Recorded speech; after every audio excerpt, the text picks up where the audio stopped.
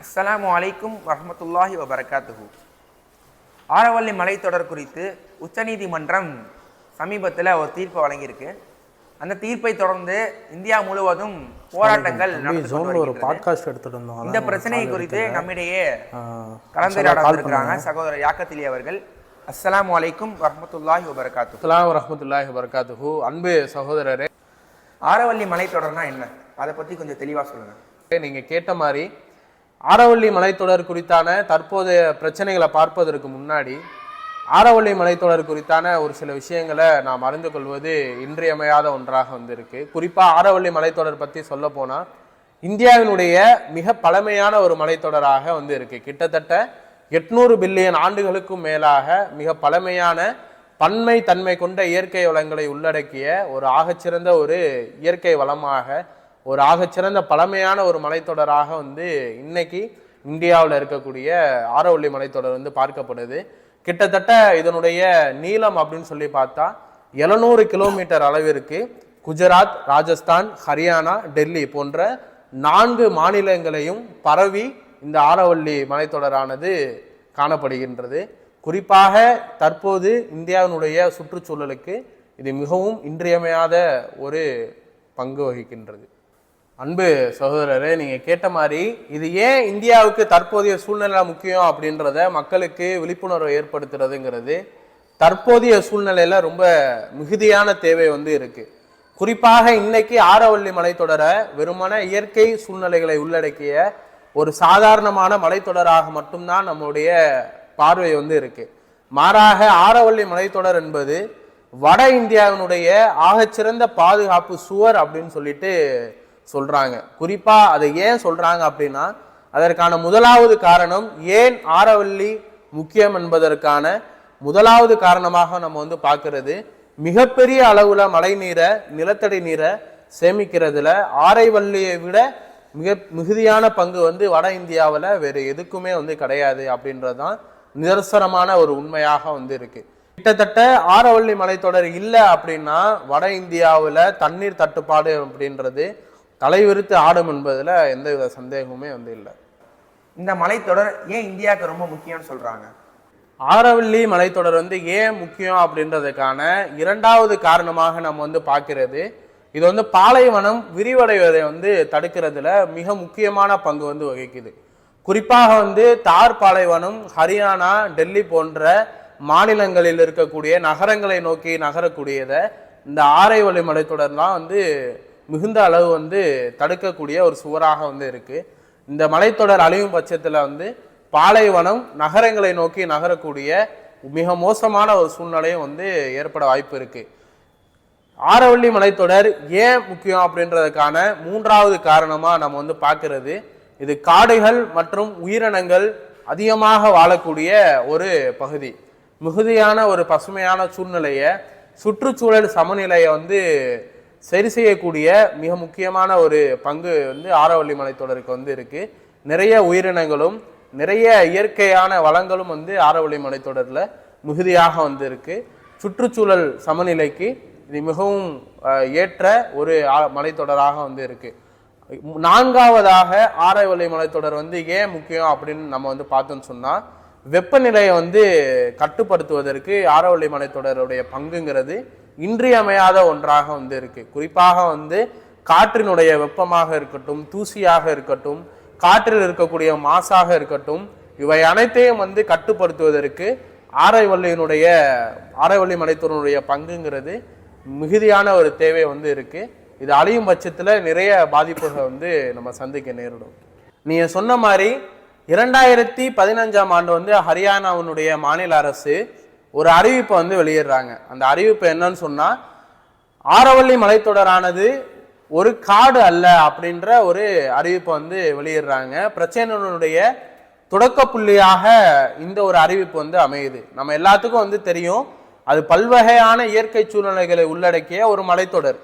ஆனாக இந்த அறிவிப்பினுடைய பின்னணியை நம்ம பார்த்தோம்னு சொன்னா, குறிப்பாக ஒரு பகுதி காடாக அறிவிக்கும்படும் பட்சத்துல அது முழுமையாக இயற்கை வளங்களுக்கு உட்சார்ந்தது. அதை நம்ம எந்த வகையிலும் பாதிப்புக்கு உள்ளாக்க முடியாது. அதில் இருக்கக்கூடிய வளங்களையும் சுரண்டுவதற்கு எந்த ஒரு தனிநபருக்கும் அதிகாரம் கிடையாது. அப்படி சுரண்டும் பட்சத்துல அவர் மீது சட்டப்பூர்வமான மிகுதியான கடுமையான நடவடிக்கைகள் வந்து எடுக்கப்படும். இதுதான் வந்து நிதர்சனமான ஒரு உண்மை. ஆனா அது காடு அல்ல அப்படின்னு அறிவிச்சதுக்கு அப்புறம் அதில் இருக்கக்கூடிய எல்லா வளங்களையும் வந்து கார்ப்பரேட் முதலாளிகளுக்கு வந்து திறந்து விடப்படுது. குறிப்பாக வந்து தொழிற்சாலைகளாக இருக்கட்டும், ரியல் எஸ்டேட்டாக இருக்கட்டும், பல்வேறு லாப நோக்கத்திற்காக அந்த ஒரு இயற்கை சூழ்நிலை வந்து திறந்து விடப்படக்கூடிய ஒரு அவல நிலை வந்து இருக்கு.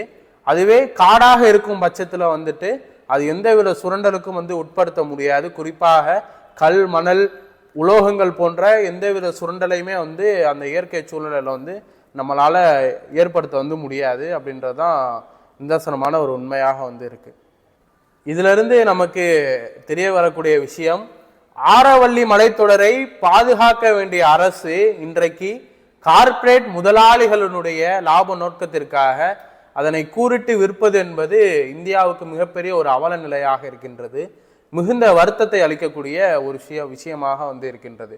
குறிப்பா நம்ம பார்க்கணும்னு சொன்னா, நாட்டினுடைய வளர்ச்சி என்ற சாயத்தை பூசி மிகப்பெரிய இயற்கை வளத்தை அளிக்கக்கூடிய முயற்சியை தான் இன்னைக்கு அரசு வந்து எடுத்துட்டு இருக்கு.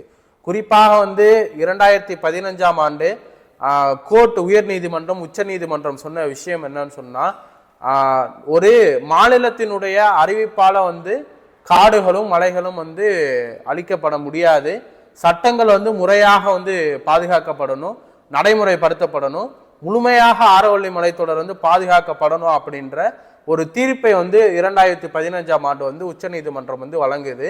இருந்தாலும் கூட சட்டவிரோதமான முறையில வந்துட்டு இப்போ தற்போது வரைக்கும் வந்து சுரண்டல்கள் வந்து நடந்துட்டே வந்து இருக்கு. 2015ல் ஹரியானா அரசு இந்த மலைத்தொடர் குறித்து ஆராய்ச்சி செஞ்சது.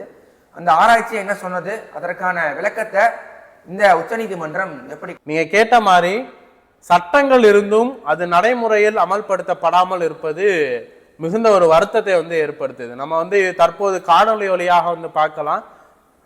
முன்பு இருந்த ஆரவல்லி மலைத்தொடருக்கும் தற்போது இருக்கக்கூடிய ஆரவல்லி மலைத்தொடருக்கும் இருக்கக்கூடிய வித்தியாசங்கள் வந்து தற்போது நம்ம புகைப்படம் வாயிலாக நம்ம வந்து பார்த்துட்டு இருக்கோம். எவ்வளவு இயற்கை வளங்கள் வந்து சுரண்டப்பட்டு இந்த ஆரவல்லி மலைத்தொடர் வந்து காணப்படுது அப்படின்றத நாம் பார்க்கும் பொழுதே மனதிற்கு மிகுந்த ஒரு வருத்தத்தை வந்து ஏற்படுத்துது. தற்போது வரைக்கும் அரசினுடைய ஆணைகளை மீறி சட்டவிரோதமான சுரண்டல்கள், மணலாக இருக்கட்டும், அதில் இருக்கக்கூடிய மரங்களாக இருக்கட்டும், கற்களாக இருக்கட்டும், கனிம வளங்களாக இருக்கட்டும், ஒட்டுமொத்தமாக சுரண்டப்படுவது வந்து இன்னைக்கு அதிகமாயிருச்சு.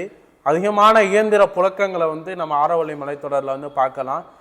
இவை அனைத்தையும் அதிகாரிகள் பார்த்து கொண்டு எந்தவித நடவடிக்கையும் எடுக்காமல் இருப்பதுதான் இந்தியாவினுடைய மிகப்பெரிய ஒரு அவல நிலையாக தற்போது வந்து நம்ம பார்க்கிறோம். ஒருவேளை இந்த ஆரவல்லி மலைத்தொடர் அழிஞ்சிச்சுன்னு சொன்னா சுற்றுச்சூழலும் சரி, அதுல இருக்கக்கூடிய மக்களும் சரி, எந்த அளவுக்கு பாதிக்கப்படுறாங்க? கண்டிப்பா மிகுந்த அளவு பாதிக்கப்படுவாங்க அப்படின்றதுல எந்தவித ஐயமும் இல்லை. குறிப்பா சொல்ல போனா தண்ணீர் தட்டுப்பாடு அப்படின்றது வட இந்திய மாநிலங்கள்ல தலைவிரித்து ஆடும் என்பதுல எந்த விதமான சந்தேகமுமே வந்து இல்லை. இரண்டாவதாக தூசிகளை கிளப்பக்கூடிய புயல் காற்றுகள் அதிகமாக உருவாக வாய்ப்பு இருக்கு. கடுமையான வெப்பம் வட இந்திய மாநிலங்கள் இருக்கக்கூடிய மக்களை வந்து தாக்கக்கூடிய ஒரு சூழ்நிலை வந்து இருக்கு. அடுத்ததாக நம்ம பார்க்கும் பொழுது நிலம் பாலைவனமாக மாறுவதற்கு வந்து வாய்ப்புகள் வந்து ரொம்ப அதிகமாக வந்து இருக்கு. அதிகமான காற்று மாசுகளும் மூச்சு சம்பந்தப்பட்ட பிரச்சனைகளும் வந்து நோயால் மக்கள் பாதிக்கப்படுவாங்க அப்படின்றது மிகுந்த ஒரு பயத்தை வந்து ஏற்படுத்தக்கூடியதாக வந்து இருக்கு.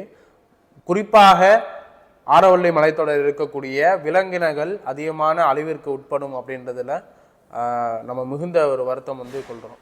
வட மாநிலங்கள் அதிகமாக பாதிக்கப்படுதுன்னு சொல்றீங்க, அதற்கான நடைமுறை எடுத்துக்காட்டு எதுவும் சொல்ல முடியுமா? நல்ல ஒரு கேள்வி.